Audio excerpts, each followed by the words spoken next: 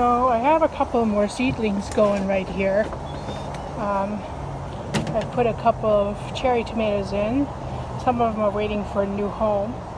And this is where I put some more seedlings, calendula, parsley, and some pepper plants. I still haven't given up hope on that. And on this side, I have some more squash that I'm going to give away, and over here some lamb's ear that I'm going to be transplanting in the back. So let's start. This is my new, I forgot the name. It's not persimmon, pomegranate. It's waiting to go into the ground in the front. And here's our peach tree, fully loaded. I have to thin that today. It's got way too much fruit. For this little tree, how it's just pulling, the fruit is just pulling the limbs down way too much. So it really benefits you to prune or thin your fruit. They're nice looking. These are white peaches. And this time I only put 2 plants, but I put them in grow pots, 2 marijuana plants, just because last year the harvest was way too big. Here's the little banner that my daughter gave me. Isn't that cute?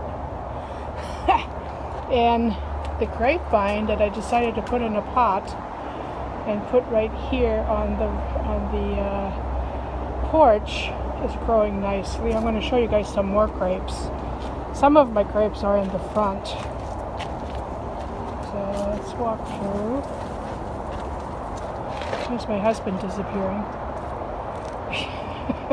He doesn't like to be on camera. Here's where I put the grapevine.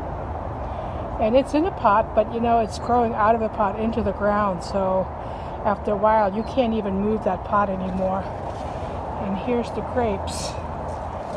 They're growing nicely. It's going to be lots of grapes this year. And here's my fig tree. It's got quite a few figs. Right there. And this is my first orange tree that I put in a pot.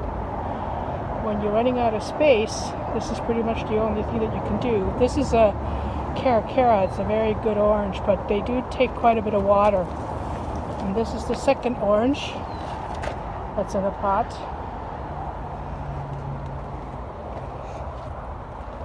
And this is my flower bed. The dahlias, and I got calendulas, which were just attacked by aphids so bad that I ended up having to start a new batch of calendula flowers, because what I do with calendula, I dry them and then I dehydrate them, and then I make salve out of them, or tea, calendula tea. There's another. This is a white fig. This perfect fig. This is the best fig. I would like to get this one in the ground. Right now it's in the pot. So figs do better in the ground. They grow in pots, but they do better in the ground. So let me show you. I put a couple of seedlings of radishes. This is a breakfast radish in this little container. And they're growing like crazy right now. Look at the size of these marigolds. These are amazing. Now, marigolds are really good to put in your garden because it keeps pests away. Of course, I'm not sure what to put in for aphids, but we'll have to just keep researching that one. So let me show you guys what I did with my garden this year that I hope will do better. I purchased a couple of shade cloth and I strung them out over my beds, because in the past what would happen is that the berry plants would just dry out so bad that just when they were starting to fruit, this heat was just a killer on them. So I put this shade cloth that cuts 40% of the sun, but there's still sun going through it. And it's really helping my plants to thrive. A little bean patch. And when you're in underneath the shade, it is actually very pleasant, even on a hot day. This is one of my nasturtium patches. And I just found out recently that nasturtiums, the flowers and the leaves, are edible, and they're like a natural antibiotic. Like 3 leaves of the nasturtium is like a dose of antibiotics. They taste a little peppery, but you can dehydrate them and make tea out of them later on, which I'm planning to do. This is one of my comfrey plants. I use comfrey to make comfrey tea, poultices, and I also just cut it down and put it around fruit trees. This is one of my squash zucchini plants. It's doing very well. And I think we're done with the fava beans. The fava beans did great. We had quite a few from those, but I think they're done. The heat is murder on them. Here's another one of my tomato plants. It's aroma.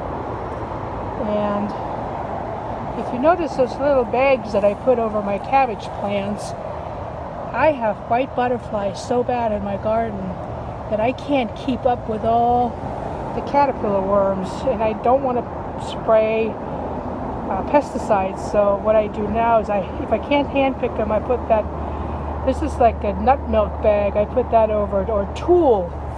You can buy tulle and put that over it. I put a couple of onion sets here, red onion, that's my favorite. That and shallots. And this is the back of one of my cucumber plants. Everything is shady, so it really helps. It really helps the garden. And this is the lavender that I've harvested some already from this, and the bees absolutely love the lavender. So it's a good plant. It helps keep certain pests away, as well as you can harvest the leaves and the flowers. Leaves for medicinal purposes. And I finally replanted my rhubarb plant, and it's growing. It's just slow. And here's lovage, which is like a celery, but it's an herb, and it's perennial, so it'll come back every year. And this is, I planted some of the raspberry that were coming up from my pots. I put them over here against the fence, and if you look at my blackberry, you see how it loves this area right here. Look how many I have on there. A lot of blackberry blossoms, a lot of fruit.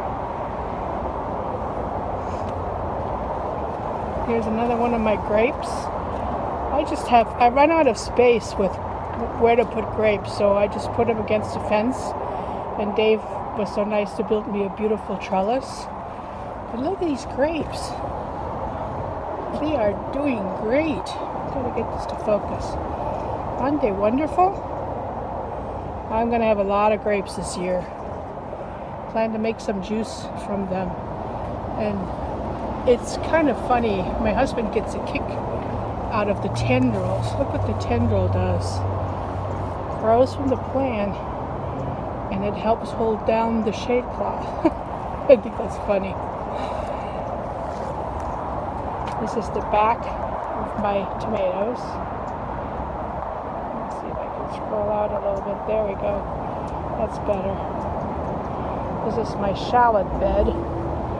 Those are getting ready to let them dry out, and then I harvest them. This is my beef tomatoes.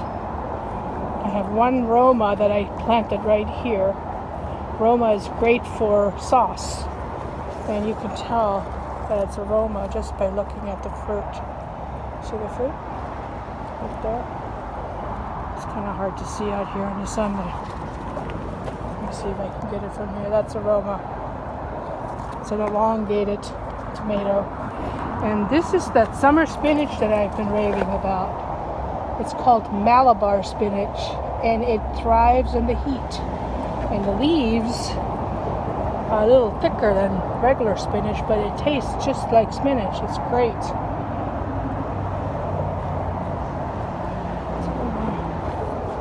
The beans. cherry that didn't give me any cherries, barely any. I think it's because I still don't have enough pollination going on. So let me walk you guys back to a new project I started this year. I decided I wanted to grow some pumpkins. So I decided to make this back area a pumpkin patch. Hopefully you can see it okay. Quite a few blossoms, and it really loves it here. So we'll see how it does. Our fruit trees this year in the back are actually not giving us as much fruit this year because we really pruned the heck out of them last year. But there are a few fruits here and there. If you look at them, this is a yellow peach, growing nicely. We'll have a few. Not as many as last year where it broke several limbs. This is my grapevine in the back. It usually doesn't do as well as the one in the front because it gets shadowed out by the fruit trees. But it's doing okay. It's holding its own. There's a nice little grape bunch. Here we go.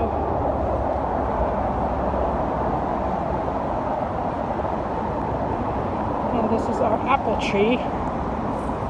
This is the one I grafted.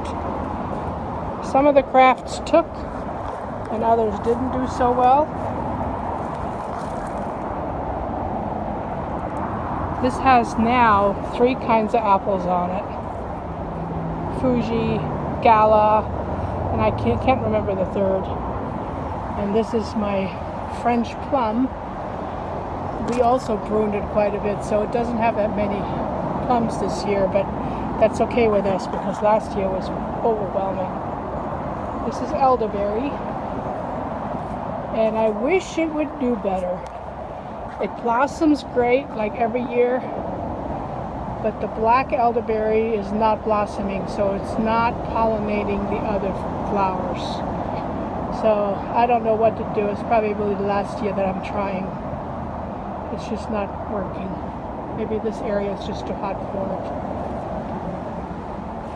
So let's go up front.